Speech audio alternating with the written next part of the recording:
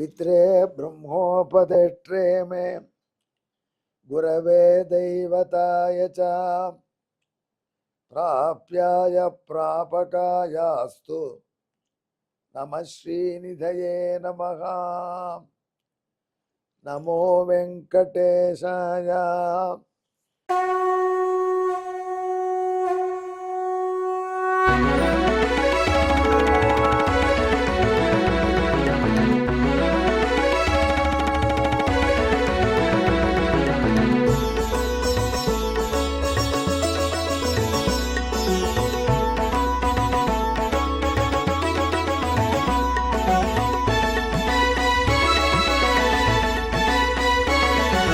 सहस्रनामं सहस्रनामं श्रीवेङ्कटेश सहस्रनामं सहस्रनामं सहस्रनामं श्रीवेङ्कटेश सहस्रनामम्।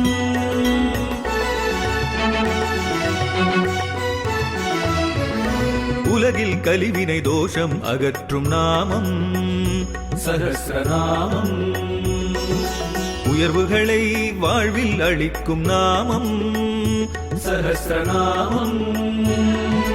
திருமலையில் தினம் அர்ச்சனை நடைபெறும் நாமம் சஹஸ்ரநாமம். திருவேங்கடனின் தரிசனம் காட்டும் நாமம் சஹஸ்ரநாமம். சகஸ்ரநாமம் சகஸ்ரநாமம் श्रीवेङ्कटेश सहस्रनामं सहस्रनामं सहस्रनामं श्रीवेङ्कटेश सहस्रनामं। அன்பர்களே, நாம் திருவேங்கடமுடையானுடைய திவ்ய சகஸ்ரநாமத்திலே இப்பொழுது 416வது திருநாமத்தை அனுபவிக்கப் போகிறோம்.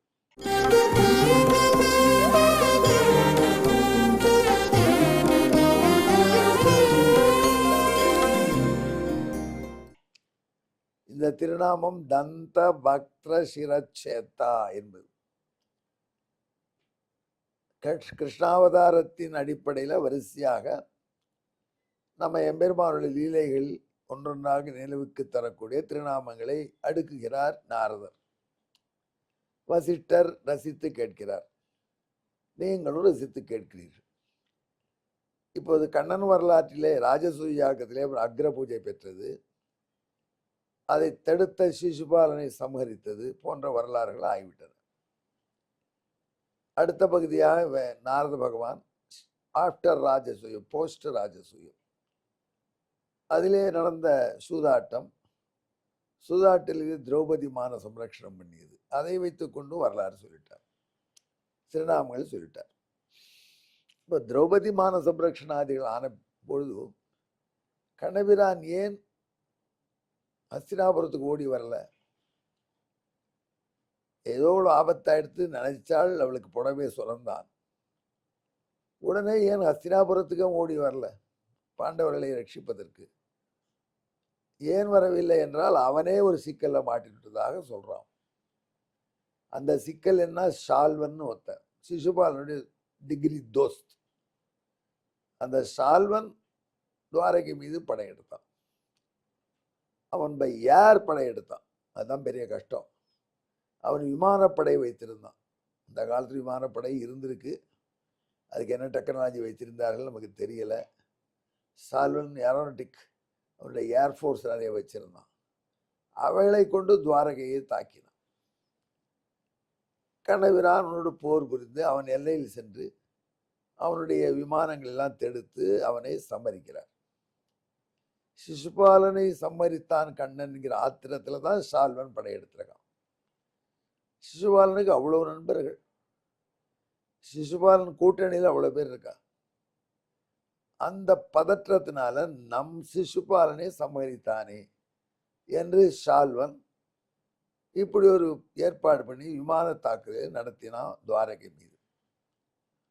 அந்த போரிலே மும்முரமாக இருந்ததுனால பகவான் ஹஸ்தினாபுரத்துக்கு எழுந்துள்ள முடியவில்லை. ஆனால் அந்த போரில் எவ்வளவோ கஷ்டங்களை பகவான் சந்திச்சிருக்கான். பகவான் முன்னாடி ஒரு தலையை கொடுத்து போட்டாங்க, மாயத்தலை, வசுதேவருடைய தலையை. தங்க அப்பா தான் போயிட்டாரு, பகவான் கதறி எழுதான். நமக்கே அதிசயம்தான். இங்கு போர்க்களத்தில் இருக்கக்கூடிய இந்த எம்பெருமான் அதற்கு முன் துவாரகையிலே செஸ் விளையாடிய பொழுது திரௌபதி கிருஷ்ணா என்று கதறியவாறே அக்ஷயம் என்று ஒரு காயை நகர்த்தினான். திரௌபதிக்கு ஒரே புடவையாக சொல்லுது. இவ்வளவு மாயை வல்லவனான கண்ணன் தன் முன்னாடி போட்டிருக்கிற தலை தங்க அப்பாதி இல்லை, மாயத்தலை என்று உணரவில்லை. இது நாடகம்தான்.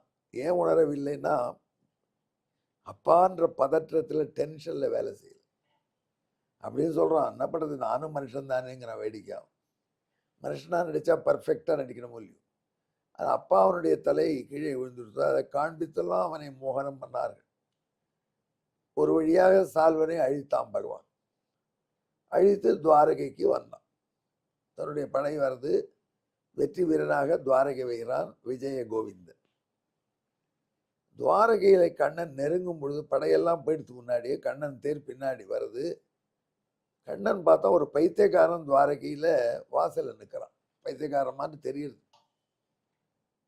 ஒரு தேர் இல்லை, குதிரை இல்லை, ஒன்றும் இல்லை. ஆனால் கையில் ஒரு கதாயுதம் மட்டும் வச்சுட்டு இருக்கு. அவன் முகத்தில் ஒரே டென்ஷன். அந்த கதாயுதம் வச்சுட்டு இருக்கிற யார் என்று அவனை பார்த்த உடனே கண்ணபிரான் புரிஞ்சுட்டான். அவன் கிருஷ்ணனுடைய இன்னொரு அத்தை மைந்தன். சிசுபாலன் ஒரு அத்தை மைந்தன். தந்தவக்ரன் சுதஸ்ரவான்னு அவன் அம்மாவுக்கு பேர், அவளுடைய பிள்ளை. அவனும் ஒரு அத்தை மகன்.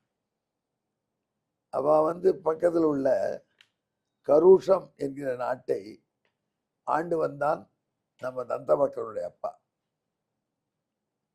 தந்தவக்ரன் தர்மபுத்திரருக்கு கசின் பிரதர், ஞாபகம் வச்சுக்கோ. ஏன்னா தந்தவக்ரனுடைய மதரும் தர்மபுத்திரனுடைய மதரும் ஓன் சிஸ்டர்ஸ். அதில் தந்தவக்ரன் அண்ட் தர்மராஜர் கசின்ஸ்,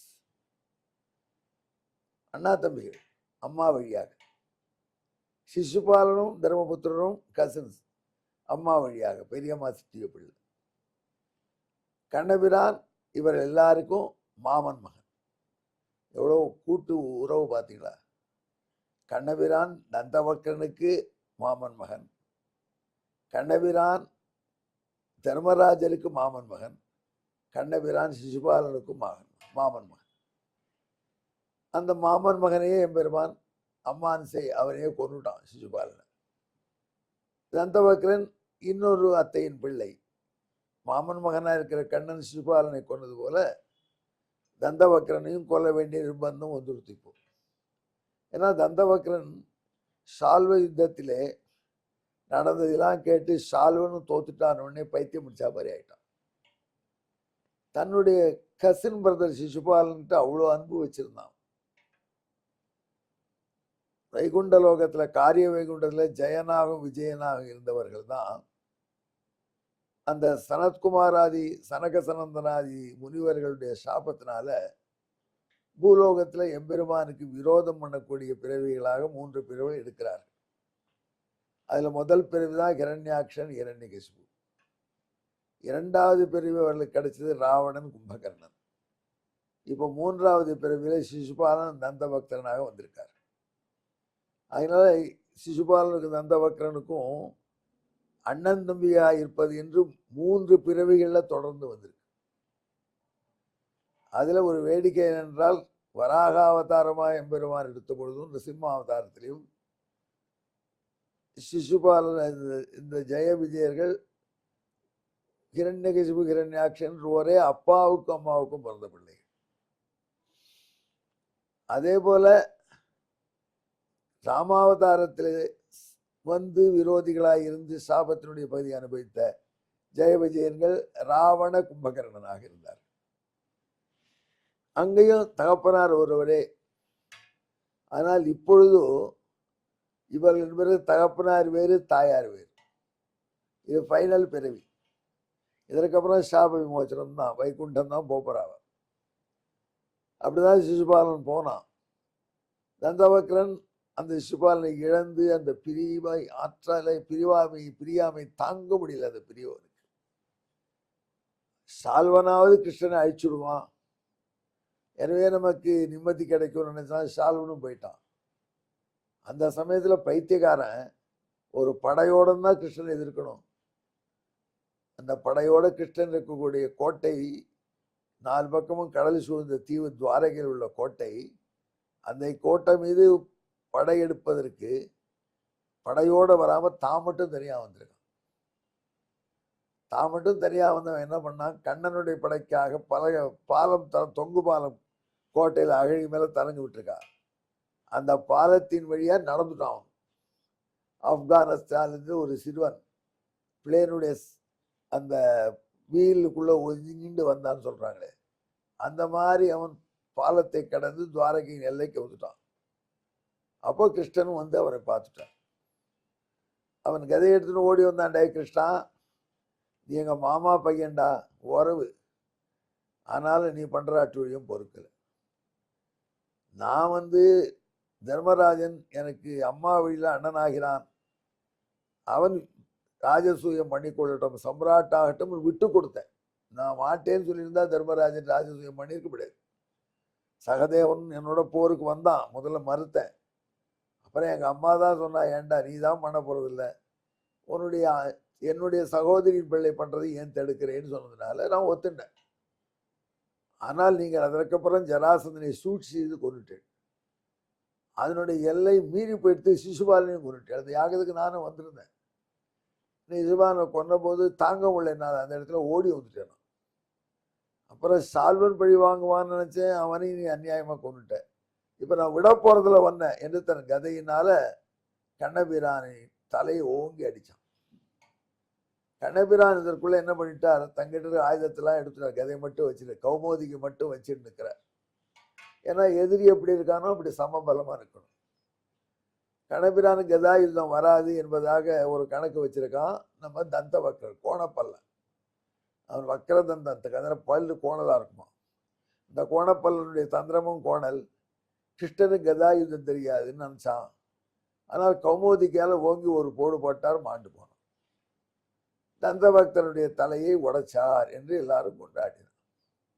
அதைத்தான் இப்ப நாரத பகவான் சொல்றது, தந்த பக்திர சிரச்சேத்ரே நமஹா.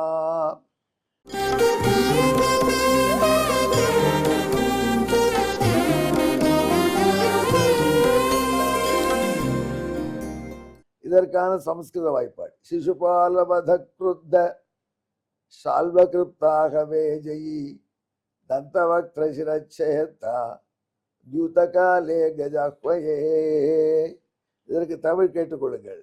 சிசுபாலனை இழந்து மன அமைதி இழந்த கோணல் பல்லன் கதையேந்தி வர துவாரகை முகப்பிலே தனியனாய் அவனை கௌமோதிக்கு கொண்டு தலை நீக்கினான். தந்தவக்திர சிரச்சேத்தாவானான் திருவேங்கடமுடையான் கிருஷ்ணாவதாரத்திலே. இப்படி தீயர்களுடைய பிரிவிலே வருந்தி தீய வழியில போகக்கூடிய எண்ணம் நமக்கு வராம நல்லவருடைய சேர்த்தியை கொடுப்பதற்கு இந்த திருநாமம் பயன்படும். எங்கே எம்பெருமான் திருவேங்கடமுடையானுடைய திவ்யமங்கல விக்கிரகத்தை தியானம் செய்து கொண்டு என்னுடன் கலந்து ஜெபியுங்கள். தந்தவக்திர சிரச்சேத்ரே நமஹா. நமோ வெங்கடேஷாயா. நன்றி, வணக்கம்.